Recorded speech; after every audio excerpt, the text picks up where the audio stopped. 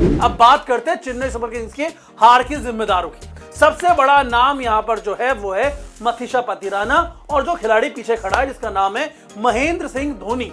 क्यों जिम्मेदार है, चलिए उसके बारे में बात करते हैं। मथीशा पथिराना की अगर बात करें, भाई इस खिलाड़ी का कंट्रोल नहीं है अपने हाथ में, बिल्कुल भी कंट्रोल नहीं है। पिछले 1.5 साल में, ये ब्रॉडकास्टर्स के आंकड़े हैं, पिछले 1.5-2 साल में 200 वाइड ओवरऑल बता रहा हूं ये मथीशा पथिराना के हालात, जब से उनका ये बॉलिंग एक्शन चेंज हुआ है तब से 200 वाइड। आज सिर्फ 3 वाइड डाली, लेकिन 3 वाइड में आपने 3 रन एक्स्ट्रा दिए, उसके बाद 3 गेंद एक्स्ट्रा डाली, उसके बाद एक कैच छोड़ा, उसके बाद अगली बॉल पे छक्का पड़ा। कितना बड़ा गुनहगार है यहां पर मथीशा पथिराना इस हार का। उसके बाद अगर आप देखें महेंद्र सिंह धोनी जी, आ जाइए कप्तान साहब पे आ जाइए।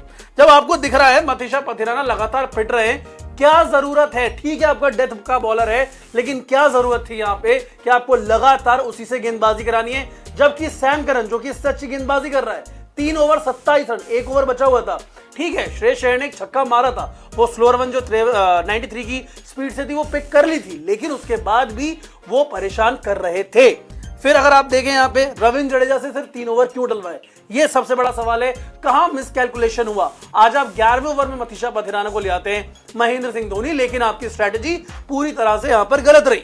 उसके बाद अगर आप देखें यहाँ पे अंशुल काम्बोज को आपको शायद यहाँ पे सब्स्टिट्यूट करना ही नहीं चाहिए था। जब आपको दिख रहा है कि एक सामने वाली टीम में युजवेंद्र चहल 4-4 विकेट लेकर बैठा हुआ है, तो अश्विन को क्यों नहीं आपने इंपैक्ट प्लेयर के तौर पे शामिल किया। यहाँ पे क्यों हम अश्विन को बाहर बिठा रखा है, और अगर बाहर ही बिठा रहा था 2-3 मैचेस के बाद, तो क्या सिर्फ फेयरवेल के लिए सीएसके में लाए थे उसको?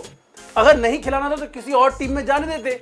और अगर आप देखें यहाँ पे जो 4 गेंदें बची, जो लास्ट में आपने अप्रोच ही नहीं दिखाई कि एटलीस्ट 20 ओवर खेलें, अगर आज वो 4 गेंदों में 8 रन या 4 रन भी आ जाते तो शायद चेन्नई सुपर किंग्स यहां पर जीत सकती थी। ये सारे कारण मुझे चिराग नजर आ रहे हैं। अब आपको क्या कारण नजर आ रहा है, क्या चीजें, क्योंकि मेरा जो गुस्सा है ना सीएसके को इस हालात में देख के, हर बार एवरी डे यही होता है सीएसके के मैच के बाद कि मुझे गुस्सा आ रहा होता है, मैं पॉइंट्स गिना रहा होता हूं।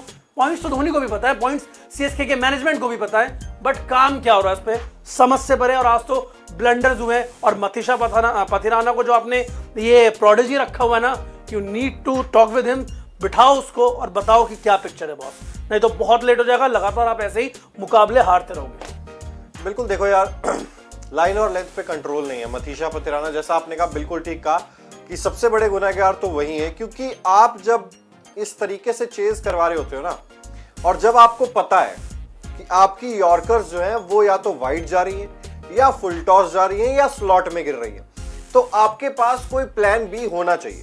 महेंद्र सिंह धोनी जैसा कप्तान जो इतना एक्सपीरियंस्ड है, इंडिया के लिए 3-3 ट्रॉफीज जीती हैं, आईपीएल में 5-5 ट्रॉफीज जीती हैं, क्या उसके पास भी पथिराना के लिए कोई प्लान भी नहीं है कि आप ये ट्राई कर सकते हो, आप ये वेरिएशंस कर सकते हो, जब आपको पता है कि पिछले कितने सारे मैचेस में उस बंदे की यॉर्कर्स जो हैं वो नहीं डल रही हैं, वो स्लॉट में पड़ती है, या तो छक्का जाता है या वाइड जाता है, या फुल टॉस आ जाती है उस पर छक्का पड़ता है। पहली चीज, आपके पास पथिराना के लिए या तो कोई विकल्प नहीं है, या तो आपने यहाँ पे उससे बात नहीं की है। क्रिकेट की हर बड़ी खबर, हर बड़े अपडेट और लाइव डिस्कशन के लिए जुड़िए मेरे साथ सिर्फ India TV cricket YouTube channel पर।